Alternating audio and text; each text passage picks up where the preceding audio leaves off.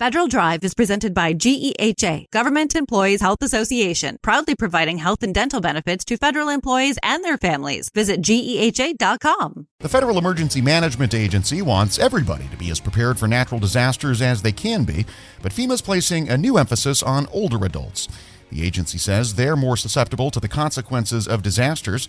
A new disaster preparedness guide tries to help local emergency managers and other stakeholders deal with that reality. Sherman Gillums is the director of FEMA's Office of Disability Integration and Coordination, and he joins us now to talk more about the new messaging campaign. Sir, thanks for talking with us. I really appreciate you being here.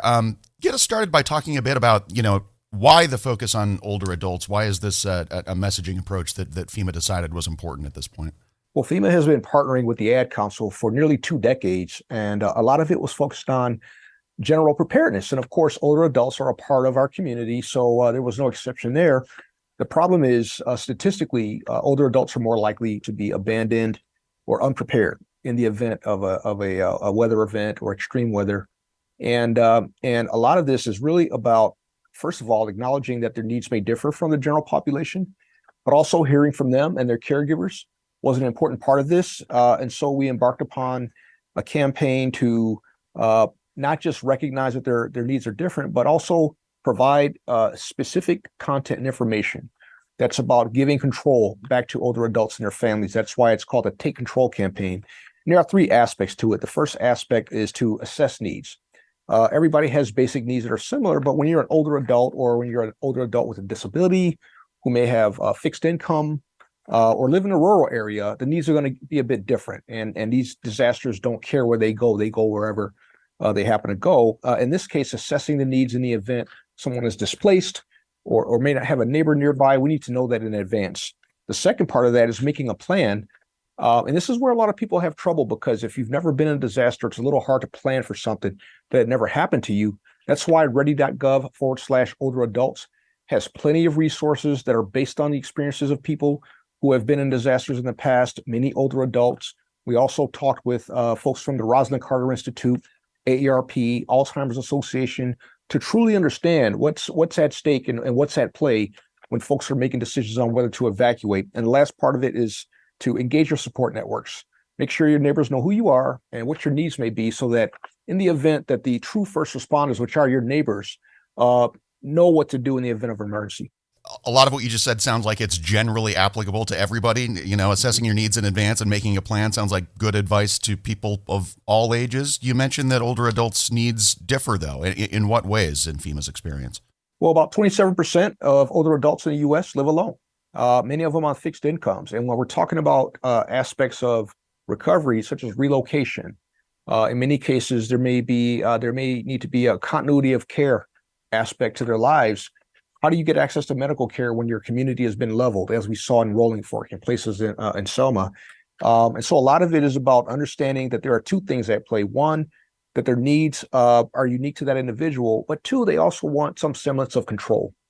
And a lot of times it's been taken from them as they age, but certainly in a disaster, when a lot of us feel like we've lost control, these are people, it's hard to get that back when it's gone too far. So we want to put people in a position to be able to speak and give voice to their needs.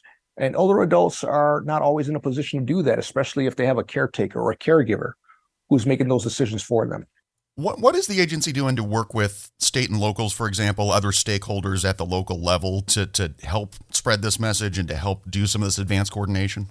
Well, a major aspect of the Ready campaign, and in this case, we're getting ready for the Winter Ready campaign. It's about empowering state, local, territory, and tribal emergency managers and leaders with preparedness content to send down to all their respective constituents, and making sure that they have enough information to provide people with aspects of readiness that if it's not there, it becomes apparent when a disaster is imminent or when it happens.